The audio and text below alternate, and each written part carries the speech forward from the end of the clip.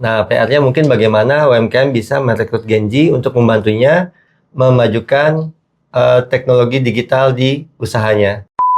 Promosinya itu dia punya kasir itu Genji, itu disuruhnya untuk promosi lewat TikTok. Nah, karena Genji ini sangat familiar terhadap teknologi, TikToknya itu bisa dalam mencapai impian beliau menciptakan beberapa generasi. Kalau bisa 5 generasi kata beliau. Salah satunya kalau sekarang teman-teman.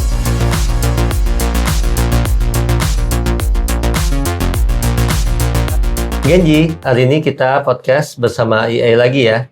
Tapi hari ini gantian EA-nya yang menjadi host. Nah, ayo kita mulai. Ayo kita mulai podcastnya, GPT. Baiklah, selamat datang di episode terbaru podcast kita. Hari ini, kita akan membahas peran Gen Z dalam transformasi UMKM di era digital bersama Maulana. Maulana, apa pandangan Anda tentang peran Gen Z dalam mengubah lanskap UMKM? Iya, karena Genji ini adalah generasi yang sangat akrab terhadap dunia teknologi ya. Apabila Genji ini bisa membantu transformasi digital di UMKM itu sangat bagus untuk pertumbuhan dari UMKM tersebut. Nah, PR-nya mungkin bagaimana UMKM bisa merekrut Genji untuk membantunya memajukan teknologi digital di usahanya. Poin yang bagus, Maulana. Untuk memulai, bagaimana UMKM bisa menarik minat Gen Z untuk bergabung dan berkontribusi? Adakah strategi khusus yang bisa diadopsi oleh UMKM? Yang pertama kita harus UMKM harus memahami dulu karakter dari Genji ini. Jadi kebiasaan dan yang disenanginya sehingga Genji juga merasa tertarik untuk bergabung bersama UMKM. Ya mungkin seperti itu ya, salah satu strategi untuk menarik Genji untuk bisa masuk kerja di tim kita ya. Itu benar. Mengenali karakter dan kebiasaan Gen Z adalah langkah pertama yang penting. Apakah ada aspek tertentu dari budaya kerja atau nilai-nilai yang UMKM perlu tonjolkan untuk menarik Gen Z? Iya, karena generasi Genji ini adalah generasi yang melek teknologi dan dia juga arus informasi juga sangat cepat ya. Sehingga mungkin kita sebagai UMKM itu agar bisa mengadopsi atau merekrut Genji tadi, kita juga harus banyak mencari informasi juga tentang teknologi-teknologi yang bisa mereka pakai dan bisa dimanfaatkan untuk memajukan usaha kita. Jadi salah satunya suasana kerjanya juga harus dibikin suasana yang cocok untuk mereka. Poin yang bagus. Menyesuaikan suasana kerja agar cocok dengan Gen Z, serta terus memperbaharui pengetahuan tentang teknologi baru bisa menjadi kunci sukses. Apakah ada contoh konkret dari UMKM yang telah berhasil menarik Gen Z dengan cara ini? Iya, ada itu. Saya punya teman itu dia usahanya jualan handphone ya. Jadi ketika dia promosinya itu dia punya kasir itu Genji, itu disuruhnya untuk promosi lewat TikTok. Nah, karena Genji ini sangat familiar terhadap teknologi, TikToknya itu bisa viral. Jadi ada beberapa konten dia bikin, ada 1-2-nya viral, terus yang biasa. Tapi hal seperti itu kan jadi sangat membantu sehingga toko ponselnya itu menjadi rame. Contoh yang bagus, Maulana. Ini menunjukkan betapa efektifnya strategi pemasaran yang disesuaikan dengan platform yang familiar bagi Gen Z.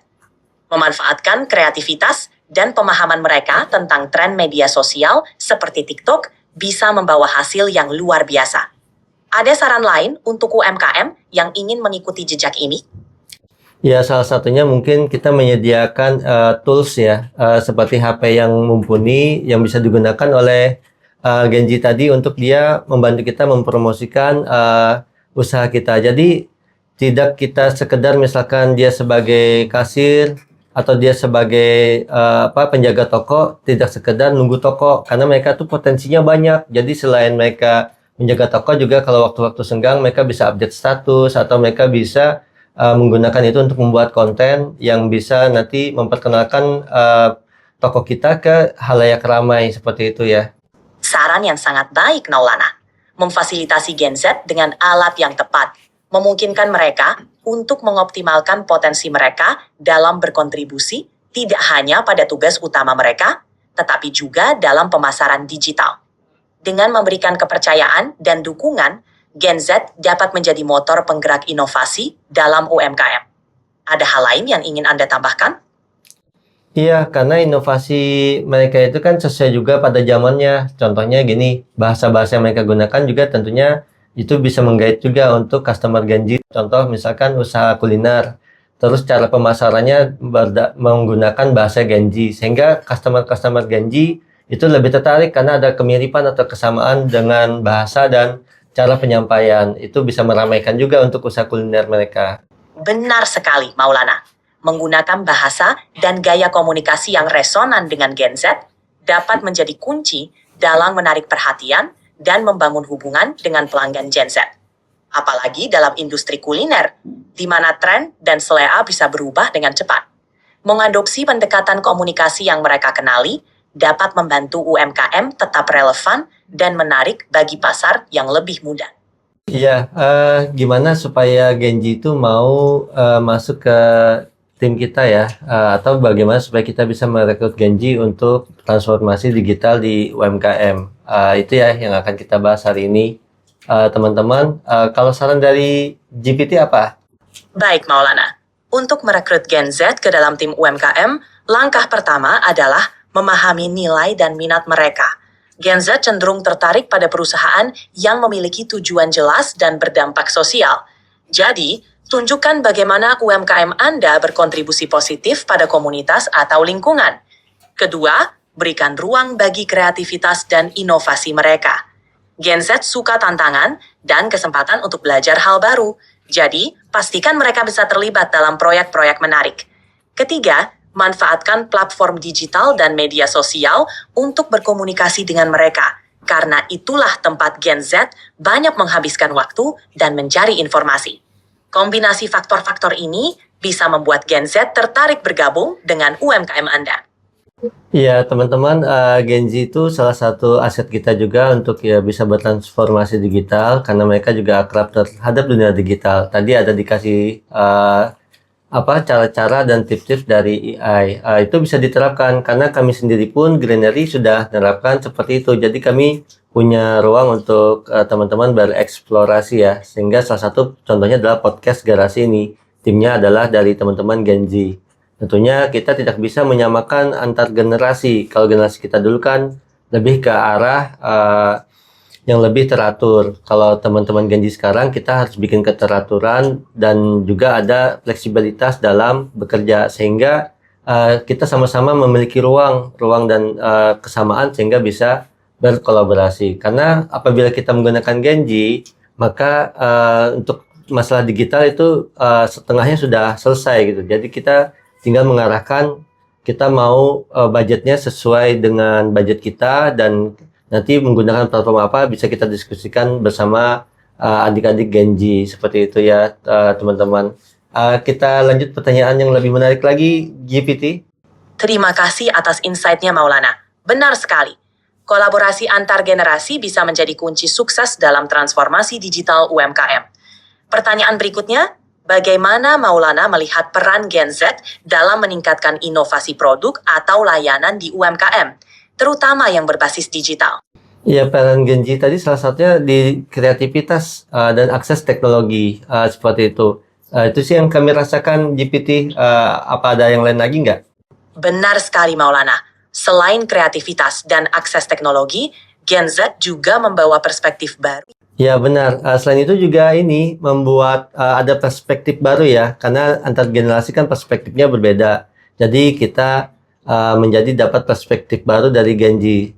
Sehingga pasar Gen Z tadi bisa kita jangkau seperti itu. Saya punya salah satu guru saya itu, Pak Profesor Ibnu, beliau bilang, mencapai impian secara bertahap, menciptakan generasi itu wajib. Jadi beliau untuk dalam mencapai impian beliau menciptakan beberapa generasi. Kalau bisa 5 generasi kata beliau. Salah satunya kalau sekarang teman-teman UMKM adalah generasi milenial, teman-teman harus mulai menyiapkan untuk generasi Gen Z dan generasi Alpha. Sehingga kesinambungan bisnis teman-teman nanti ke depan bisa bersaing di dunia digital atau di dunia persaingan ke depannya.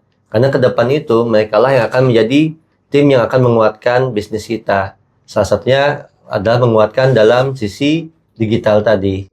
Wah, pandangan Profesor Ibnu sangat menginspirasi.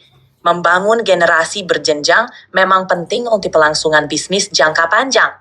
Dengan melibatkan Gen Z dan bahkan generasi Alpha, kita bukan hanya memastikan keberlanjutan bisnis, tetapi juga berinovasi dengan perspektif dan ide-ide segar yang mereka bawa. Ini bisa menjadi strategi yang kuat untuk UMKM dalam menghadapi tantangan masa depan. Ada lagi yang ingin Maulana tambahkan tentang topik ini? Iya, seperti itu. Karena mereka juga butuh juga sih tempat untuk mengeksplor kemampuan-kemampuan mereka ya, seperti di tempat kita UMKM, dan kita juga butuh juga ide-ide baru dari mereka. Sehingga kalau zaman dulu itu kan dalam dunia wirausaha itu ada namanya pengabdian ya, pengabdian yang kita mengabdi terus nanti kita akan baru berwirausaha seperti itu. Jadi kita bisa menjadi figur lah untuk adik-adik Genji nanti suatu saat ketika mereka bisa berwirausaha dan mereka sudah ada pandangan-pandangan juga tambahan untuk itu. Seperti itu sih sebenarnya, sama-sama membutuhkan lah. Kita UMKM membutuhkan dan Genji mereka untuk mengeksplor kemampuan mereka. Seperti itu sih kalau pendapat saya. Kalau AI bisa nambahkan nggak untuk kesimpulannya? Tentu Maulana. Sebagai kesimpulan, kolaborasi dengan Gen Z bisa memberikan banyak manfaat bagi UMKM seperti perspektif segar, kreativitas, dan pemahaman mendalam tentang teknologi digital. Dengan memberikan ruang eksplorasi dan pengembangan, UMKM bisa menjadi tempat belajar dan bertumbuh bagi Gen Z. Sebaliknya, Gen Z juga bisa mengambil pelajaran berharga dari pengalaman UMKM yang lebih mapan. Dengan sinergi ini, UMKM dapat lebih siap menghadapi tantangan masa depan dan terus berkembang di era digital. Kolaborasi antar generasi ini pada akhirnya bisa membawa kesuksesan bersama. Ada pertanyaan lainnya? Maulana, mungkin kita bisa membahas tantangan yang dihadapi UMKM dalam melibatkan Gen Z. Misalnya, bagaimana mengatasi perbedaan komunikasi dan ekspektasi antara generasi. Ada ide atau strategi yang Maulana ingin bagikan untuk menangani hal ini?